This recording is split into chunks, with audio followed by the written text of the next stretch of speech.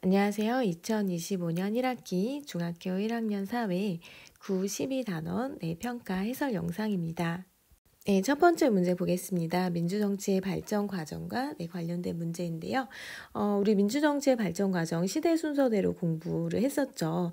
크게 서양의 역사는 4개 시대로 구분한다고 했습니다. 먼저 고대 시대가 있고요. 그 다음에 중세, 그리고 근대, 마지막이 현대 시대였죠. 우리 고대 시대에는 그리스 아테네에서 민주주의를 했다고 했습니다. 이때는 모든 시민이 직접 참여하는 방식의 민주주의를 했는데요. 이때 시민은 자유민 성인 남성만 의미했고요. 여성, 노예, 외국인은 제외됐다고 했었죠. 중세는 신 그리고 교회 중심의 사회였기 때문에 민주주의가 발달하지 않았습니다. 그리고 근대는 혁명이 일어난 시기인데요. 이 혁명이라는 거는 기존과 사회 질서가 완전히 바뀌는 그런 변화를 우리가 혁명이라고 합니다. 그런데 우리 민주주의와 관련해서는 근대시대 시민혁명이 일어났다고 했습니다. 그래서 그 전에는 왕이나 귀족이 사회의 중심 세력이었다면 시민계층이 혁명을 일으켜서 근대 사회에서는 성인 남성, 즉 재산이 많은 부르주아 성인 남성이 시민으로 정치에 참여할 수 있게 되었다라고 했죠. 이 문제는 바로 이 근대 시대와 관련된 문제입니다. 그러면 한번 읽어보면요. 고대 아테네 이후 역사에서 사라졌던 민주주의, 아까 선생님이 얘기했지만 중세시대에는 민주주의가 발전하지 않았다고 했죠. 이 민주주의는 영국의 명예혁명, 미국의 독립혁명, 프랑스 혁명과 같은 근대모를 통해서 다시 등장했다. 가에 들어갈 용어는 시민혁명입니다. 시민혁명을 통해서 민주주의 이념이 확산되게 되는데요. 이 이념이라는 거는 민주주의에서 중요하고 소중하게 여기는 그런 가치 3가지를 의미합니다. 민주주의 이념 3가지는 인간 존엄성, 그리고 자유, 평등, 이것이 민주주의 이념이겠죠. 이때부터는 간접 민주주의가 보편화되었다라고 했는데요. 고대 아테네에서는 직접 민주주의를 했습니다. 그래서 성인 자유민 남성이 민회라는 곳에 모여서 직접 그 국가의 중요한 의사결정을 했다고 했는데요. 근대 시대부터는 인구도 많아지고 영토도 컸기 때문에 직접 민주주의 방식이 불가능했다고 했죠. 그래서 이제 간접 민주주의를 실시하게 됩니다. 물론 현대까지도 간접 민주주의를 유지하고 있죠. 간접 민주주의는 뭐냐면 국민이 직접 참여하기 어렵기 때문에 대표를 선출해서 이 대표가 국민을 대신해서 국가 정책을 결정하는 것입니다. 이걸 다시 한번 설명을 해보면 국민이 직접 참여하지 못하기 때문에 우리의 대표를 뽑아요. 그래서 이 대표한테 중요한 정책은 너네가 결정해라고 맡기는 거죠. 결정을 맡기는 거. 중요한 의사결정을 맡기는 형태가 간접 민주주의입니다. 그리고 국민이 대표를 뽑는 이 과정을 선거라고 하죠. 그리고 우리의 국민의 대표는 보통 국회의원이 된다고 했고요. 이 대표가 국민을 대신해서 의사를 결정한다라고 해서 간접 민주주의 같은 말 3글자로 대의제라고 한다고 했습니다. 이번은 민주주의의 기본 원리와 관련된 문제인데요. 우리 교과서에서 민주주의의 기본 원리 4가지 공부했었죠. 먼저 대내적으로 최고의 권력은 국민이 갖고 있다. 이게 국민 주권이었죠. 두 번째는 이 주권을 가진 국민이 스스로 나라를 통치해야 된다. 이게 국민 자치였습니다. 국민 자치의 방식이 우리가 직접 할 수 없기 때문에 간접 민주주의 또는 대의제를 실시한다고 했죠. 이런 방식으로 국민이 통치를 하고 있고요. 그 다음에 3번째는 헌법을 만들고 헌법에 따라 통치해라. 입헌주의. 4번째는 권력을 한 기관이 독점하는 것이 아니라 나누어 가지라는 권력 분립의 원리입니다. 그러면 이 4가지 원리 중에 문제와 관련된 내용을 살펴보도록 하겠습니다. 가 원리는 국가 권력을 나누어 갖는데요. 가 원리는 권력 분립이 되겠죠. 그 다음에 마 원리는 헌법에 따라 국가기관을 구성하고 권력을 행사한대요. 입헌주의가 되겠죠. 그 다음에 권력 분립을 보면은 권력을 세 개 기관이 나누어 갔는데요. 법을 만드는 권한은 입법부, 그다음에 법을 집행하는 권한은 행정부, 그리고 법을 해석하고 적용하는 기관, 이거 오타인데요. 네, 라예요. 네, 이 기관은 네, 사법부가 됩니다. 순서대로 쓰면 이렇게 되고요. 그다음에 권력 분립과 입헌주의의 이런 이 원리가, 이 기본 원리가 왜 필요한지 궁극적인 목적을 네, 쓰는 건데, 이 원리는 국민의 자유와 권리를 네, 보장하고 국가 권력이 남용되는 것을 방지하기 위해서 네, 필요합니다. 국가 권력이 남용된다는 거는 이제 독재를 네, 한다는 건데요. 독재를 하게 되면 국민의 기본권이 상당히 네, 제한을 받게 됩니다. 왜냐하면 독재자가 자기 맘대로 네, 하다 보면 뭐 마음에 안 드는 사람을 네, 그냥 뭐 재판 없이 처형할 수 있어요. 네, 그러면 국민의 자유가 상당히 많이 제한을 받게 되겠죠. 그래서 이러한 것을 막기 위해서 헌법을 만들고 내 헌법에 따라 통치하라. 사람 마음대로가 아니라 내 법에 따라 통치하라는 것이고, 내 권력을 한 개 기관이 독점하는 것이 아니라 나누라는 이런 원리가 나왔습니다. 네, 세 번째 문제는 현대 민주 정치를 보완할 수 있는 제도와 관련된 문제입니다. 네, 현대 민주 정치는 어떻게 이루어지냐면 대의제, 간접민주주의를 기본으로 한다고 했죠. 그런데 문제점이 이 대표가 국민의 의사를 제대로 반영하지 않을 수 있고요. 또 국민들이 대표한테 맡겨놓고 정치에 관심이 없는 정치적 무관심이 나타날 수 있다고 했습니다. 이를 보완할 수 있는 제도는 크게 네 가지가 있는데요. 이 간접민주주의를 보완하기 위해서 어떤 직접민주주의 요소를 도입하는 것입니다. 그러면 네 가지 제도 뭐 있냐면 국민투표, 국민발안, 국민소환, 전자민주주의가 있습니다. 이 중에 국민투표는 국민이 중요한 정책을 투표, 투표는 찬반을 의미하는 거죠. 찬성하는지 반대하는지 결정하는 거고요. 국민발안, 발안이라는 거는 국민이 법률을 의회에 이런 법률이 있었으면 좋겠다라고 제안하는 것입니다. 국민소환은 국민이 뽑은 대표, 국회의원을 임기 중에 국민이 파면하도록 하는 제도이고요. 전자민주주의는 정보 매체를 통해서 정책 결정 과정에 국민이 참여하는 것입니다. 여기 문제에서는 두 가지를 적으라고 했으니까 이 네 가지 중에 두 가지를 쓰고요. 그 의미를 적으시면 됩니다. 네, 4번은 기본권의 종류인데요. 우리 기본권의 종류 크게 5가지 공부했습니다. 일단 기본권은 인권 중에서 헌법에서 보장하는 것이 기본권이죠. 근데 이 기본권은 제한할 수 있습니다. 국가에서 일정한 경우에 우리 제한이 가능하다고 배웠죠. 인권은 국가가 절대 침해할 수 없는 권리지만 기본권은 제한 가능하다는 거 알아두시고요. 기본권의 종류 구체적으로 살펴보면 첫 번째 평등권, 두 번째 자유권, 세 번째 사회권, 네 번째는 참정권, 다섯 번째는 청구권이 있습니다. 그러면 여기 지금 나와 있는 헌법 조항과 관련된 기본권을 찾는 건데요. 선거권을 갖고요. 공무담인권. 공무담인권은 내가 공직을 맡는 거예요. 국민이. 그래서 이거와 관련된 기본권이 뭔지 찾는 문제인데요. 이거와 관련된 기본권은 참정권이겠죠. 참정권은 국가의 의사결정에 참여할 수 있는 권리입니다. 그래서 선거, 대표를 뽑는 거라든지 아니면 내가 국가 일을 담당하면서 정치에 참여하는 거와 관련된 기본권입니다. 5번 문제는 노동자가 갖고 있는 노동 3권과 관련된 문제입니다. A라는 기업에 입사를 했는데요.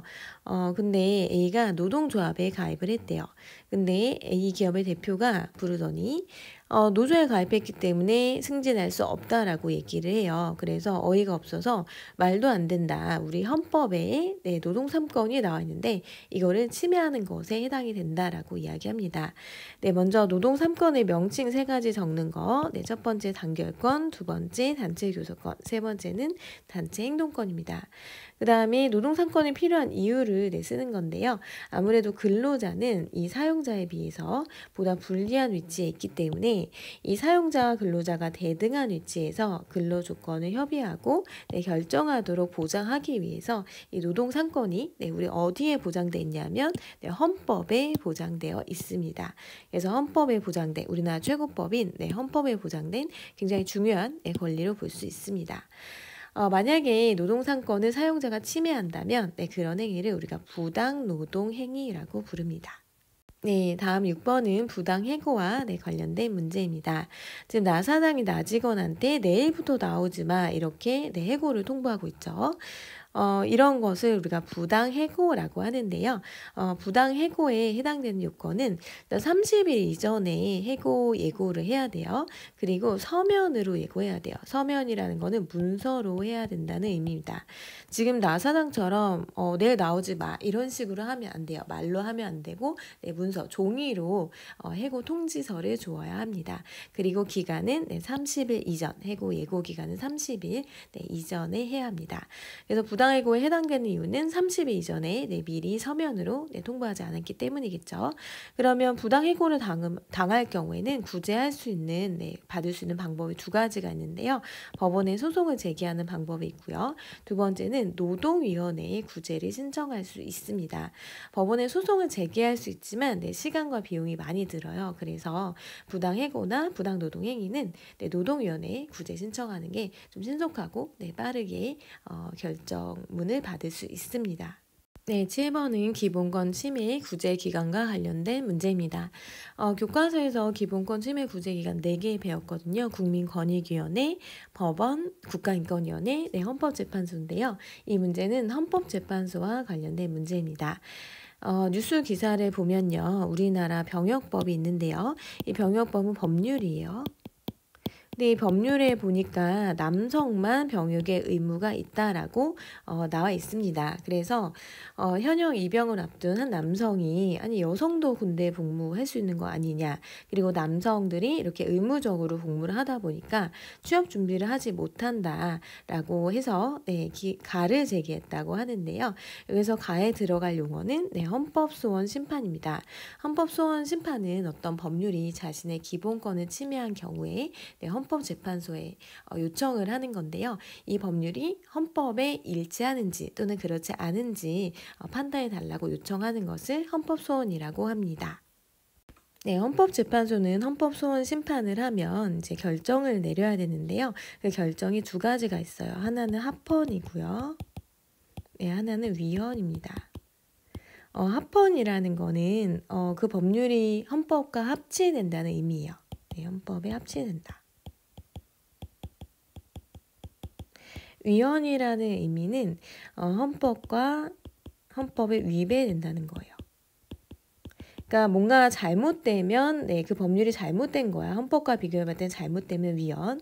헌법과 비교해봤더니 법률과 헌법이 합치돼요. 문제가 없어요. 그러면 합헌으로 결정을 내립니다.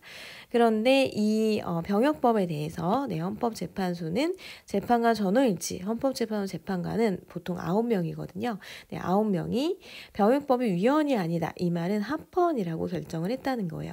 즉 병역법은 헌법과 위배되지 않고 합치되는 결정을 내렸습니다. 이번 문제는 이 헌법재판소의 결정에 대한 자신의 생각을 조건에 맞춰서 논술하는 것인데요. 헌법재판소의 결정을 다시 한 번만 정리를 해볼게요. 우리 법률이 있고 헌법이 있는데 헌법이 법률보다 훨씬 힘이 세다고 했습니다. 헌법은 우리나라의 최고법이라고 했죠. 법률은 국회에서 만들어요.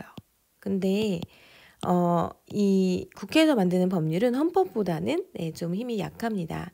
그래서 이 법률과 헌법은 항상 일치해야 되는데 같은 내용을 얘기해야 돼요.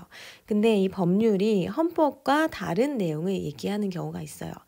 헌법이라는 거는 국민의 기본권을 보장하는 내용으로 구성이 되어 있는데 국회에서 만든 법률 중에 이 헌법과 다른 내용을 얘기하는 경우가 있어요. 그러면 그 해당 법률은 헌법과 일치하지 않는다. 즉 헌법에 위배된다라고 해서 위헌으로 결정이 나게 됩니다.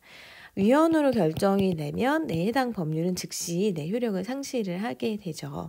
근데 만약에 이 법률과 헌법의 내용이 크게 문제가 없어요. 그러면 합헌으로 결정이 나게 됩니다.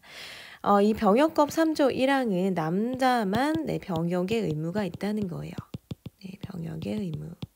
즉 다시 말해서 남자만 군대에 가라는 거죠.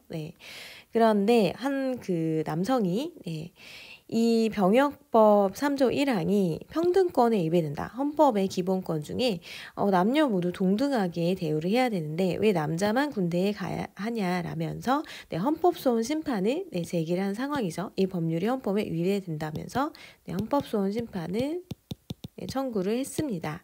우리 헌법재판소에서는 어떻게 판단을 했냐 하면 병역법 3조 1항에 대해서 합헌으로 판정을 했어요. 즉 병역법 3조 1항은 아무런 문제가 없다는 거죠. 평등권에 위배되지 않는다라고 결정을 내렸습니다. 그래서 병역법 3조 1항이 아직까지 존재하고 있고요. 대한민국 남성은 병역의 의무가 있죠. 그러면 여러분들이 해야 될 거는 이 헌법재판소의 이런 합헌 결정에 찬성하는지 반대하는지 여러분의 입장을 밝히고 근거를 한 가지 제시하면 돼요. 근데 이 서술을 할 때 핵심 용어를 써야 되는데요. 핵심 용어 3가지가 기본권, 평등, 차별입니다. 핵심 용어가 모두 들어가게 서술을 해야 되고요. 그 다음에 논술의 길이는 200자 내외 플러스 마이너스 50자이기 때문에 150자에서 최대 250자까지 여러분들이 쓸 수 있습니다. 여러분들이 논술을 작성하기 전에 먼저 채점 기준을 알려드리겠습니다. 먼저 첫 번째는 내용 적합성인데요. 이 내용 적합성은 논제와 관련된 내용으로 글을 썼는지인데 지금 우리 논술 주제는 헌법재판소의 이 병역법 합헌 결정에 대해서 여러분들의 생각을 적는 거예요. 그러니까 병역법이 헌법재판소는 문제가 없다. 즉 남성만 군대에 가는 것은 합당하다. 이렇게 결정을 내렸는데요. 이거에 대해서 여러분들이 어떻게 생각하는지 관련된 내용으로 쓰시면 1점을 받아요. 그 다음에 글의 흐름 2점인데요. 글의 내용이 일관성 있고 논리적으로 전개되면 2점을 받습니다. 예를 들어서 나는 헌법재판소 결정에 찬성한다 라고 썼으면 왜 남자만 군대 가는 것이 정당한지, 왜 평등권에 위배되지 않는지에 대한 내용을 쓰시면 돼요. 근데 이 주장과 근거가 좀 다른 경우에는 감점이 들어갈 수 있습니다. 그 다음에 3번째는 논리적인 구성인데요. 여러분의 입장을 쓰시고 근거 제시하면 2점이에요. 그래서 이런 형식으로 입장 쓰시고 근거 제시해서 글을 쓰면 2점입니다. 그리고 핵심 용어 3가지, 그 3가지 용어를 모두 글에 써야 돼요. 그래서 3가지 용어 모두 포함해서 쓰시면 3점이에요. 근데 2개만 포함했다면 2점, 1개만 포함하면 1점을 받습니다. 그 다음에 형식은 주어진 분량, 우리 최대 250자까지 200자 내외로 쓰는 건데 분량을 지키고 그 다음에 띄어쓰기 그리고 문법적인 오류가 있는지인데 크게 없으면 2점을 받을 수 있습니다. 그래서 논술형 평가는 총 10점 만점으로 평가를 합니다. 예시 답안 살펴보겠습니다. 먼저 찬성 측 헌법재판소의 결정에 찬성한다 라고 쓴 경우 예시 답안입니다. 헌법재판소의 결정에 찬성한다. 먼저 자신의 입장을 밝힌 다음에 그 이유를 쓰시면 돼요. 우리 헌법에서는 성별에 따른 불합리한 차별을 금지하고 있다. 즉 평등권을 얘기하는 거죠. 하지만 남성의 군대 복무는 헌법에 보장된 기본권인 평등권을 침해하지 않는다. 왜냐하면 신체 특성상 남성이 여성보다 전투에 더 적합하고 여성은 임신과 출산으로 인해서 훈련과 전투를 하는데 지장을 받을 수 있기 때문이라는 거죠. 따라서 이는 실질적인 평등을 고려한 결정으로 볼 수 있다. 이런 식으로 쓰시면 돼요. 그럼 실질적인 평등이 뭐였냐 하면 차이를 고려해서 다르게 대우하는 거예요. 이거는 실질적인 평등은 평등권에 위배되지 않는데요. 지금 남성과 여성은 신체적 조건이 차이가 나죠. 신체 특성이 차이가 납니다. 그래서 신체 특성이 전투에 적합한 남성이 병역의 의무를 하는 거.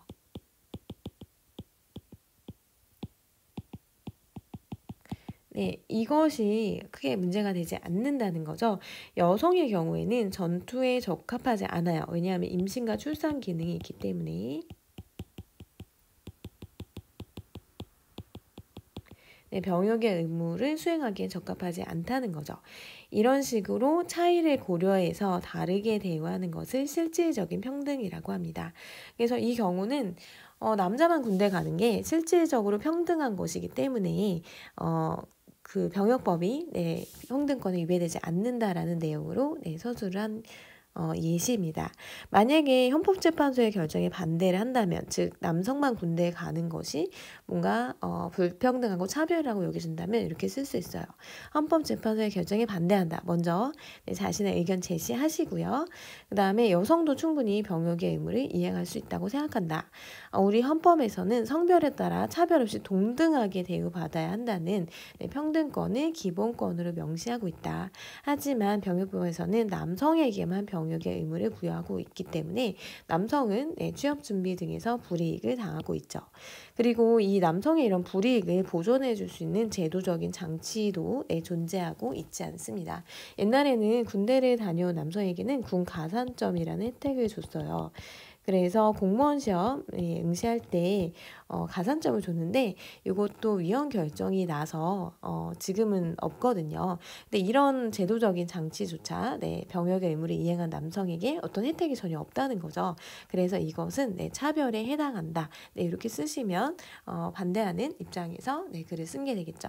그럼 주의할 점이 입장 먼저 밝히시고요. 본인의 입장이 찬성인지 반대인지 먼저 꼭 쓰셔야 합니다. 그 다음에 근거를 써야 되는데 근거 쓸 때 요 세 가지 네, 키워드 반드시 넣어서 네, 쓸 수 있도록 네, 하시면 되고요. 글자 수는 200자 내외에 네, 150자에서 250자 내로 하시면 되고 꼭 원고지 한번 연습해 보시고 시험 보시면 네, 좋을 것 같습니다. 네, 이렇게 해서 9단원과 네, 12단원 1번부터 7번 문제까지 선생님이 해설 영상을 네, 통해서 설명을 해드렸는데요. 1회고사 네, 준비하는데 많은 도움이 되었기를 바랍니다. 고생하셨습니다.